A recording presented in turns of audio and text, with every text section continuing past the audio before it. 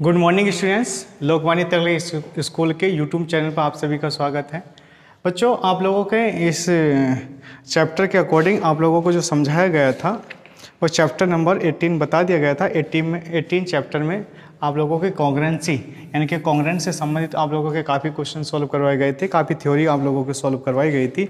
तो आज उसी कॉन्ग्रेंसी के आगे जो कुछ क्वेश्चंस रहेंगे, कुछ एग्जाम्पल रहेंगे, थोड़ा फिर से समझने की कोशिश करते हैं। बच्चों, कॉन्ग्रेंसी क्या होती है आप भी समझिएगा, आपके ही लेवल का है। कॉन्ग्रेंसी जो है आपके उसमें आता है। तो किसी भी ट्रायंगल की कॉन्ग्रेंसी किस तरीके से निकाली जाती है, जैसे कि एस एस एस यानी कि side side side. Dear students, जब साइड साइड साइड होता है तो हम उसके आधार पर हम कॉन्ग्रेंसी कैसे निकालते हैं, मैंने आप लोगों को कल समझाया था इसके बारे में कि कोई भी ट्रायंगल होता है, जैसे एक ट्रायंगल ये है, एक ट्रायंगल ये है, A B C D E F. आप लोगों की अगर triangle A B C congruent होगा डी ई एफ के, ये तभी कॉन्ग्रेंट होगा तब जब एंगल यानी कि किसी भी ट्रायंगल की तीनों साइड इक्वल होंगी। तो बच्चों, मैंने आप लोगों को क्या बताया था कि आप लोगों का ए बी जो साइड होगी वो किसके बराबर होगी, डी ई के बराबर होगी। बी सी जो साइड होगी वो ई एफ के बराबर होगी, और आप लोगों की ए सी जो साइड होगी वो डी एफ के बराबर होगी। अगर आप लोगों की तीनों साइडें यानी कि ये साइड इस साइड के बराबर, ये साइड इस साइड के बराबर और ये साइड आप लोगों की इस साइड के बराबर हो जाती है, तो हम इस स्थिति में कहेंगे कि दोनों ट्रायंगल एक दूसरे के कॉन्ग्रेंट होंगे।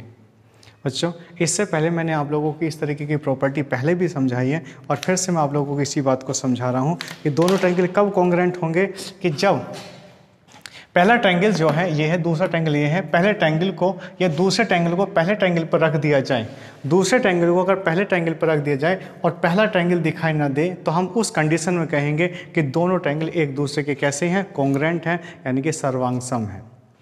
अब पहले ट्रायंगल के ऊपर दूसरा ट्रायंगल अगर रख दिया जाता है तो दोनों ट्रायंगल एक दूसरे के सर्वांगसम होंगे। जैसे एग्जाम्पल के तौर पर अगर हम आप लोगों से कहें, इधर दिखाई दे रहा है, ठीक है।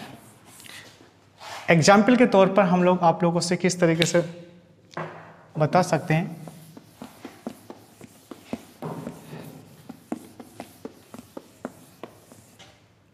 जैसे बच्चों एक ट्रायंगल ये है, ये 5 सेंटीमीटर, ये 6 सेंटीमीटर और ये 7 सेंटीमीटर है। ये ए है, ये बी है, ये सी है। दूसरा ट्रायंगल आप लोगों का,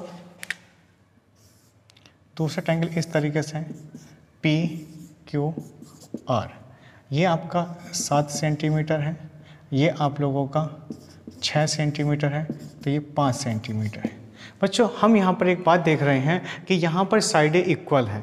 ये वाली साइड जो है इस ट्रायंगल की, A B C D triangle की, आप लोगों के पी क्यू आर ट्रायंगल में, पी क्यू आर ट्रायंगल में यानी कि पी क्यू आर के समान है, बी सी ट्रायंगल की क्यू आर के समान है, और ए सी ट्रायंगल की पी आर के समान है। आप लोगों की ये साइड इक्वल है। जब साइड इक्वल है तो आप लोग जब साइड इक्वल है तो आप लोग अच्छे तरीके से समझ सकते हैं कि ए बी जो है, ए बी डिस्टेंस किसके बराबर है, पी क्यू के बराबर है। बी सी डिस्टेंस किसके बराबर है, क्यू आर के बराबर है। इसका मान 7 है, इसका मान 5 है। और जो ए सी डिस्टेंस है वो किसके बराबर है, पी आर के बराबर, इसका मान 6 है, इसकी वैल्यू 6 है। तो इस कंडीशन में हम यही कहेंगे कि दोनों ट्रायंगल एक दूसरे के कैसे ट्रायंगल होंगे, कॉन्ग्रेंट होंगे। और आप कॉन्ग्रेंट को अच्छी तरीके से समझ सकते हैं कि अगर हम एक ट्रायंगल को दूसरे ट्रायंगल के ऊपर रख देते हैं तो दूसरा ट्रायंगल दिखाई नहीं देता। तो इस तरीके से हम बोल सकते हैं कि पहला ट्रायंगल दूसरे ट्रायंगल के कॉन्ग्रेंट रहेगा। थोड़ा फैन ऑन कर दो। तो बच्चों, आगे फिर सीखने की कोशिश करते हैं।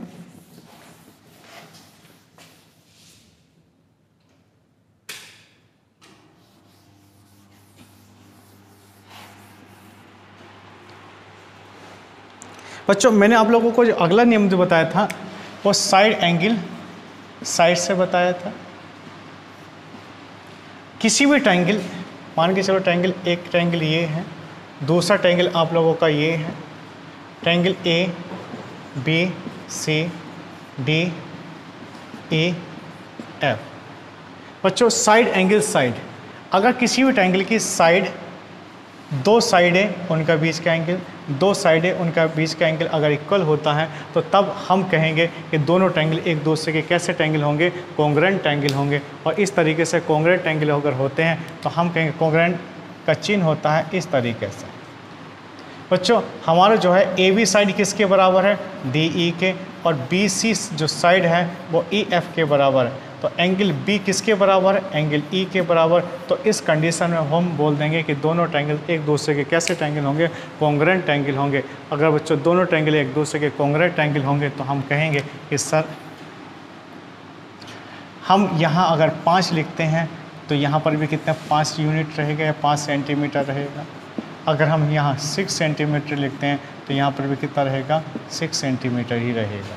तो इस तरीके से हम बोल सकते हैं कि दोनों ट्रायंगल एक दूसरे के कैसे ट्रायंगल होंगे, कॉन्ग्रुएंट ट्रायंगल होंगे। आइए बच्चों सीखते हैं फिर नेक्स्ट पॉइंट में।